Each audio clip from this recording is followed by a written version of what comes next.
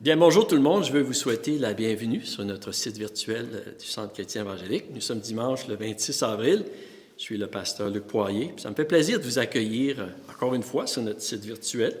Et j'espère que ces messages sont une source d'encouragement pour vous. Et j'aimerais profiter de l'occasion aussi pour offrir mes sympathies à toutes les familles de la Nouvelle-Écosse qui ont perdu des êtres chers dernièrement, et la famille aussi de la Gendarmerie royale du Canada. Et je veux simplement vous dire que nous prions pour vous, que Dieu puisse vraiment vous accompagner, vous réconforter dans ces temps difficiles que vous vivez. Aujourd'hui, j'aimerais de vous parler d'un danger que nous devons surveiller de très près lorsque nous avons du succès dans la vie. Et au Nouveau-Brunswick, nous avons le privilège de bien réussir à aplanir la courbe du coronavirus. Et toutefois, je crois que les avertissements que notre gouvernement nous donne de demeurer encore vigilants, je crois que c'est des avertissements très sages. Une personne a dit un jour que les gens qui sont le plus en danger, ce sont ceux qui ne sont pas conscients qu'ils sont en danger.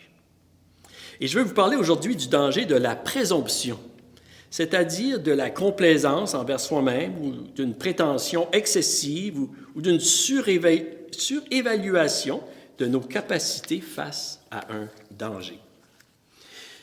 Une illustration qui peut peut-être nous aider à bien comprendre ce danger, c'est comme celle d'une équipe sportive, peut-être comme de hockey, qui se sécurise une avance de quelques buts après 2 périodes de jeu et qui approche la 3e période comme si ce serait une victoire facile, mais qui subit une défaite humiliante en 3e période.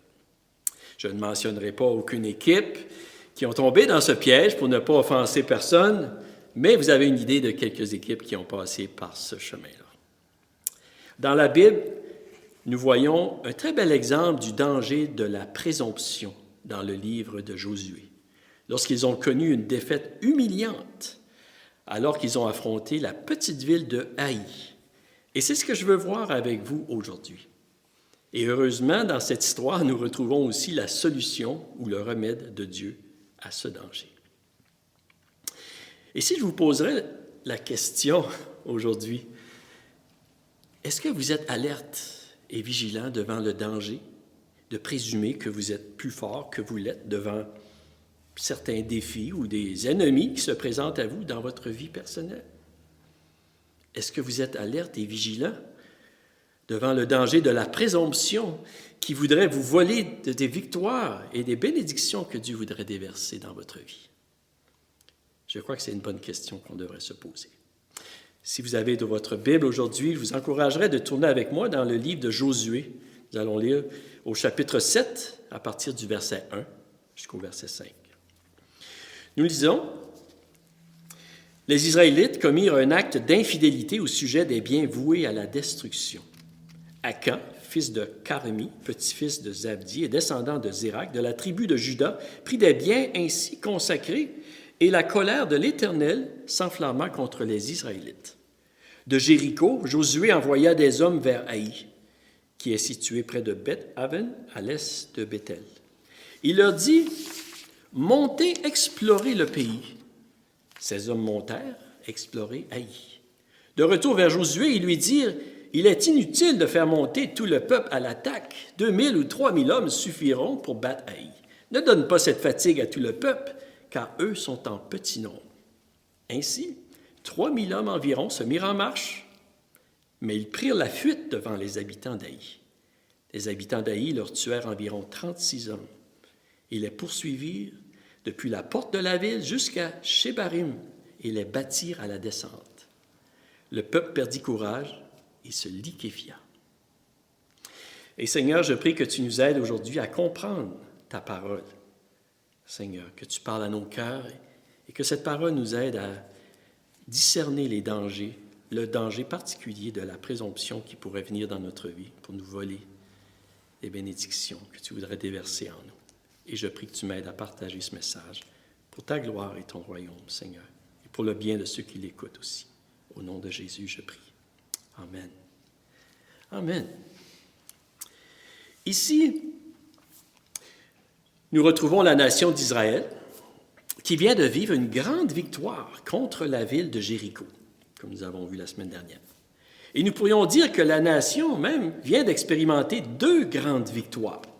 Tout d'abord, les eaux de la rivière du Jourdain se sont mises à sec devant eux pour qu'ils puissent entrer dans la terre promise. Savez-vous, aucun autre Dieu sur toute la terre, dans toute l'histoire de l'humanité, n'a jamais fait des merveilles pour une nation comme le Dieu d'Israël. Ce n'est pas pour rien que nous l'appelons le Seigneur de toute la terre. Et deuxièmement, ici, nous voyons la ville de Jéricho s'était écroulée devant leurs yeux. Une victoire éclatante. Une forteresse supposément invincible qui tombe devant une petite nation de nomades. C'est un miracle, vous savez. C'est encore un miracle aujourd'hui que la petite nation d'Israël a retrouvé son pays en 1948, je crois, après 2000 ans d'exil. Ce n'est pas pour rien que nous appelons ce Dieu le Dieu de toute la terre. Mais ici, vous savez, la nation d'Israël vient de connaître deux grandes victoires. Nous pourrions comparer ces deux victoires merveilleuses qu'ils ont connues comme à deux bonnes périodes pour les amateurs de hockey. Et maintenant, c'est la troisième période. Et la nation d'Israël, on pourrait dire qu'ils semblent être un peu gonflés dans leur confiance, dans leur estime de soi. On peut discerner un peu de présomption lorsqu'on lit l'histoire. Josué, il envoie des hommes espionner la ville d'Aï, environ 17 kilomètres de Jéricho, une ville petite.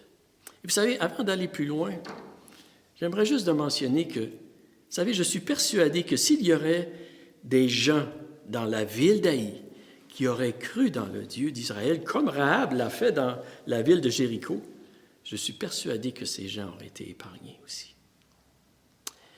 Mais ici, Josué envoie les espions reviennent et ils disent à Josué, il est inutile de faire monter tout le peuple à l'attaque.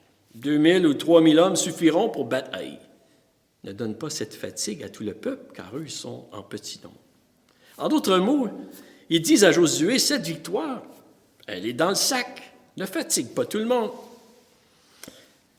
Et ils se mettent donc en marche avec environ 3000 hommes, confiants que ça sera une victoire facile. Vous savez, lorsque nous lisons cette histoire, nous voyons nulle part qu'ils ont pris le temps pour consulter Dieu ou demander au Seigneur si c'était une bonne affaire ou lui demander son aide, si c'était une bonne stratégie.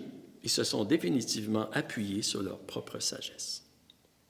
Et la suite de l'histoire nous révèle qu'ils ont pris la fuite devant les habitants de Haï, que 36 de leurs soldats ont perdu la vie et qu'ils ont été poursuivis dans leur fuite.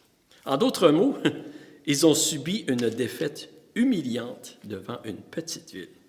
Ils ont perdu courage, leur cœur s'est effondré, on nous dit comme de l'eau qui se verse sur la terre. Même Josué était très découragé, était déconcerté, il ne comprenait plus rien. Et dans le verset 7, nous pouvons lire que Josué dit « Ah, Seigneur éternel, pourquoi tu fais passer le Jourdain à ce peuple? Est-ce pour nous livrer entre les mains des Amoréens et nous faire mourir? Si seulement nous avions su rester de l'autre côté du Jourdain. » Voyez-vous, Josué voulait retourner de l'autre côté du Jourdain. Il pensait que Dieu les avait abandonnés. On pourrait dire que la présomption de Josué et des autres dirigeants avec lui, d'être presque invincibles devant une petite ville comme Haï, en avait pris un coup. Leur gonflement avait été dégonflé. Josué et les anciens avaient commis une grande erreur de présomption ici. Leur erreur a coûté la vie à 36 de leurs soldats et affecté plusieurs familles. Vous savez, ne pas surveiller les dangers de la présomption dans notre cœur peut nous causer aussi à nous et à d'autres personnes autour de nous beaucoup de malheur. La présomption est un danger qui nous guette tous. L'apôtre Paul nous y prévient de cette manière lorsqu'il dit, dans 1 Corinthiens, le chapitre 10 et le verset 12, il dit « Ainsi donc, que celui qui croit être debout fasse attention à ne pas tomber. » Vous savez, c'est une leçon que malheureusement nous avons tous besoin d'apprendre. Il y a plusieurs paradoxes dans la Bible. Et ceci, ça en est un. Vous savez, et Paul le dit de cette façon, il dit « Car quand je suis faible, c'est alors que je suis fort. » Une personne a dit un jour que le plus grand ennemi de la réussite, c'est notre succès passé. Parce qu'avec le succès vient le danger de l'autosuffisance, de l'autoconfiance en soi-même, de la surconfiance, de la présomption. Josué et les anciens d'Israël, ils n'ont pas discerné le danger de cette complaisance en eux-mêmes. En fait, leur plus grand ennemi n'était pas l'armée de la ville de Haï. Leur plus grand ennemi résidait à l'intérieur d'eux, dans leurs pensées, dans leur complaisance et la présomption. Si je vous posais la question, que pensez-vous de vous-même? Est-ce qu'il y aurait un peu de présomption dans votre cœur à quelque part? Vous savez, il est très important d'avoir une bonne image de soi-même et d'avoir un certain degré de confiance en ce que nous pouvons accomplir. Absolument. Toutefois, lorsque le degré de confiance dépasse la limite d'une humilité saine, nous commençons à marcher sur un terrain glissant, tout comme la nation d'Israël lorsqu'elle s'est mise en marche vers la ville de Haï. C'est définitivement un chemin ou une ligne étroite entre la confiance nécessaire pour réussir et la présomption dangereuse, vous savez. Dieu voudrait que nous ayons un certain degré de confiance en soi-même, mais non seulement en nous-mêmes, sans lui, mais plutôt en nous-mêmes avec lui. L'apôtre Paul le dit ceci dans Philippiens, le chapitre 4 et le verset 13, il dit « Je puis tout par celui qui me fortifie. » Et c'est avec Dieu que nous sommes forts, avec sa grâce, avec son support, avec sa sagesse, et ne l'oublions pas. Mais ici, dans cette histoire, vous savez, nous voyons un deuxième exemple de présomption. Et c'est celui de Akan, un deuxième danger que nous voyons. Dans Josué, le chapitre 7 et le verset 1, nous lisons ceci, ça dit « Les Israélites commirent un acte d'infidélité au sujet des biens voués à la destruction. » Et un peu plus loin, on dit « Akan prit des biens consacrés. » Quel était cet acte d'infidélité qui avait été commis et qu'est-ce que ça pourrait représenter pour nous aujourd'hui? Vous savez, lorsque le Seigneur a ordonné aux Israélites la destruction de Jéricho, il avait ordonné que tout le butin, l'argent, l'or et autres choses soient consacrés ou remis dans le trésor de l'Éternel. Voyez-vous, Jéricho était la première ville de la conquête de la terre promise. C'était les prémices ou les premiers fruits. Dieu voulait enseigner un principe dans la vie de son peuple, que les premiers fruits de leur travail appartenaient à Dieu. Et nous retrouvons ce principe partout dans la Bible. La Bible nous exhorte de honorer Dieu avec les prémices de tout notre revenu. Dieu voulait enseigner à son peuple que sa victoire et sa provision aussi, son bien-être ne dépendaient pas du butin matériel qu'il pouvait acquérir par ses efforts, mais plutôt dans sa relation de confiance et d'obéissance qu'il entretenait avec Dieu en lui offrant toujours la première place dans leur cœur. Voyez-vous, l'idolâtrie dans notre vie, c'est tout ce qui prend une place plus importante que celle de Dieu dans notre cœur. Et ça peut être plusieurs choses. Lorsque Dieu nous demande de donner ou de partager nos ressources avec notre prochain, ce n'est pas dans le but de nous appauvrir. C'est plutôt pour protéger notre cœur, de mettre notre confiance dans des choses qui ne peuvent jamais satisfaire les plus profonds désirs de notre cœur. Akan, il a présumé qu'il pouvait prendre des choses qui ne lui appartenaient pas sans qu'il y ait aucune conséquence négative dans sa vie.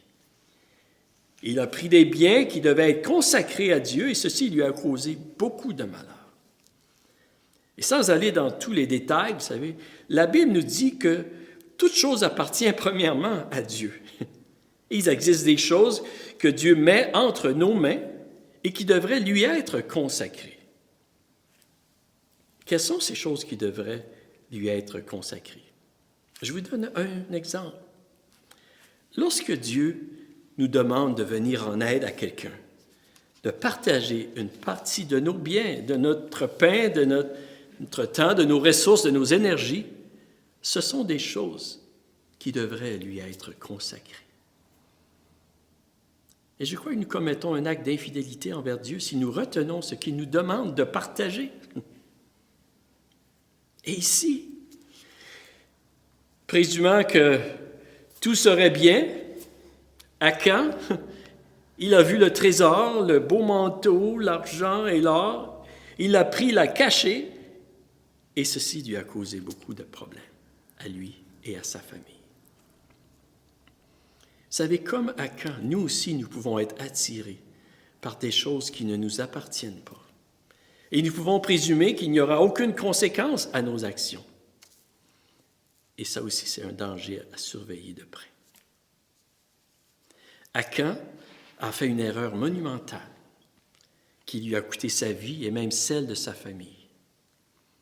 Combien de personnes aujourd'hui font la même erreur?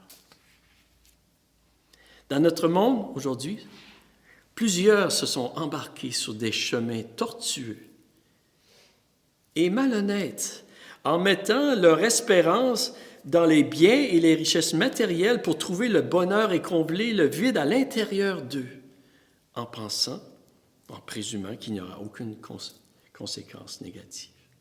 C'est faux. Vous savez, j'ai appris que la crise que nous connaissons présentement, j'ai appris que ça nous aidera, plusieurs personnes, à remettre les priorités à la bonne place pour être vraiment heureux. Rechercher les biens matériels de façon malhonnête ou excessive, au détriment de nos relations personnelles comme celles de nos familles, ce n'est pas une bonne décision. Rechercher des biens matériels de façon malhonnête ou excessive, au détriment de notre relation personnelle avec Dieu, n'est pas une bonne décision.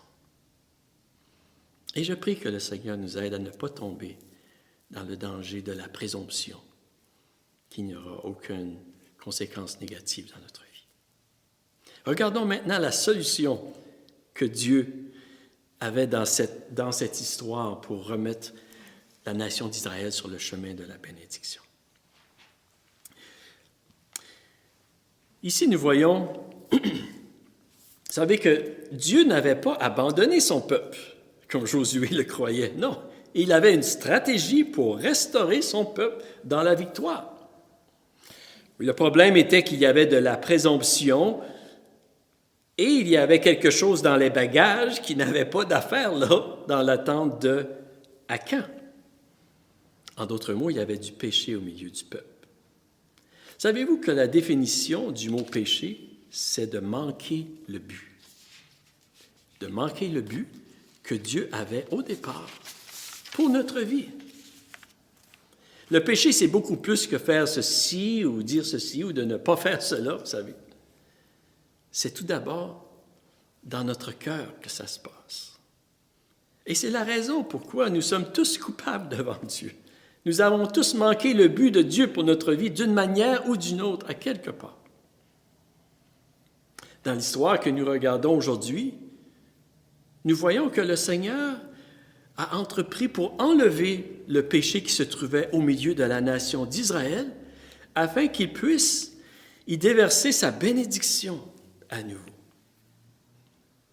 Nous voyons aussi malheureusement que Akan a payé pour ce péché avec sa vie. Et par la suite, la nation a pu avoir la victoire sur elle. Vous savez, d'une manière un peu semblable, Dieu a aussi pris soin d'enlever le péché qui se trouvait au sein de notre monde, de notre humanité, à travers Jésus-Christ. Heureusement pour nous aujourd'hui, on n'a plus besoin de mourir. Il y a quelqu'un qui est mort pour nous, pour l'humanité. Quelqu'un qui est mort pour notre péché. Jésus est mort pour enlever la malédiction sur notre monde. Et aujourd'hui, alors que nous croyons que le sang de Jésus efface nos péchés, nous pouvons être pardonnés et réconciliés avec Dieu. La malédiction est complètement enlevée. Et je termine aujourd'hui, vous savez, en disant que Josué et la nation avaient succombé au danger, au piège de la présomption, mais heureusement qu'ils se sont relevés. Et je crois que c'est Henry Ford qui avait dit ceci. Il avait dit « Nos erreurs sont des opportunités pour recommencer plus intelligemment. » Et une autre personne a dit « La pire erreur que nous pouvons faire, c'est de ne pas essayer de nouveau. » Et honnêtement, nous nous faisons tous prendre un jour ou l'autre dans le piège de la présomption. La vie est remplie de hauts et de bas, même la vie avec Jésus. Heureusement ici que Josué a repris le chemin en faisant des corrections nécessaires. Et je nous exhorte aujourd'hui, vous savez, surveillons le danger de la présomption. Soyons vigilants. Reconnaissons que nous avons besoin de Dieu dans notre vie. Mais ayons l'assurance que Dieu est avec nous et qu'il ne nous abandonnera jamais lorsque nous tournons vers lui. Soyons vigilants et prêtons attention à la présomption.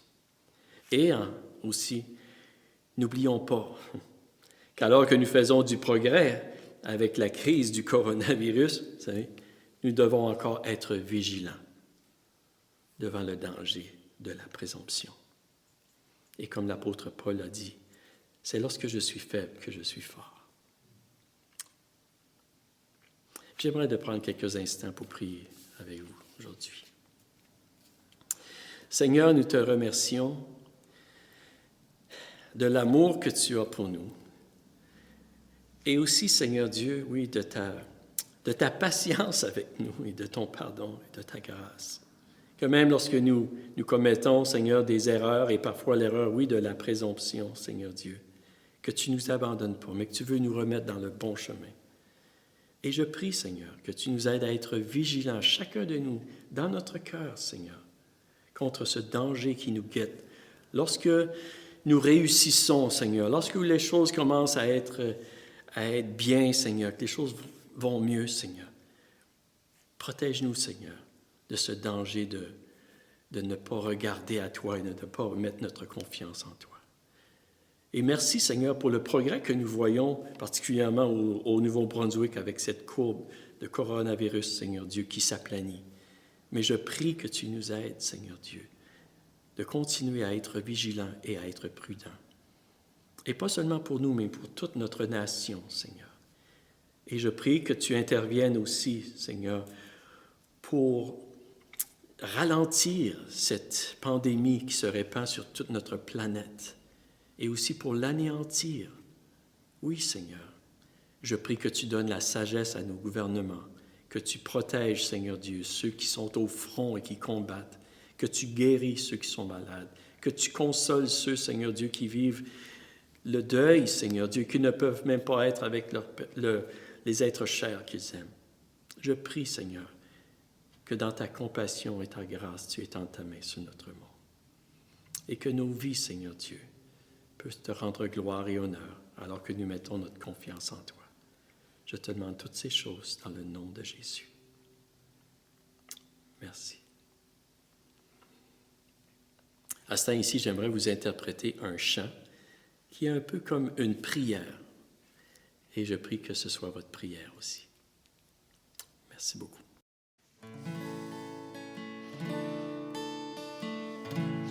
Que ma vie te rende gloire et honneur, sois béni, sois exalté, Seigneur, par les œuvres de mes mains, par mes paroles et mes prières. Je te louerai toute ma vie de tout mon cœur. Je Je chanterai ta bonté tous les jours, rendant gloire pour la chaleur de ton amour. Du lever du matin jusqu'à ma dernière prière, je te louerai toute ma vie de tout mon cœur, de tout mon cœur, de tout mon cœur. Je te louerai toute ma vie de tout mon cœur, de tout mon cœur, de tout mon cœur. Je te louerai toute ma vie de tout mon cœur. Que ma vie soit rayonnante de lumière. Aide-moi à proclamer ta grandeur. Que mes pensées d'amour soient la joie de mon sauveur. Je te louerai toute ma vie de tout mon cœur.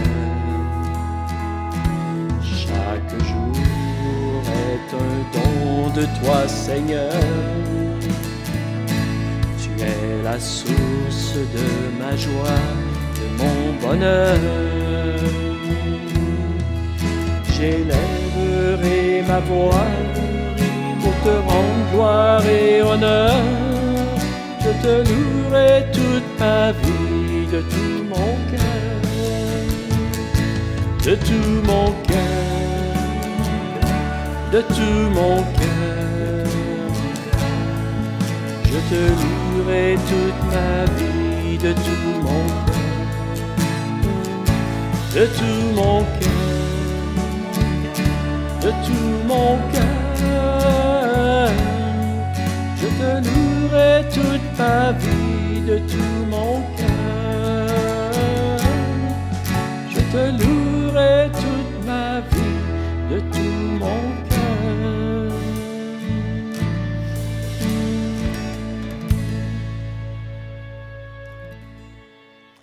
Je vous remercie tout le monde pour votre attention et je veux vous souhaiter une très belle semaine et au plaisir de vous revoir la semaine prochaine.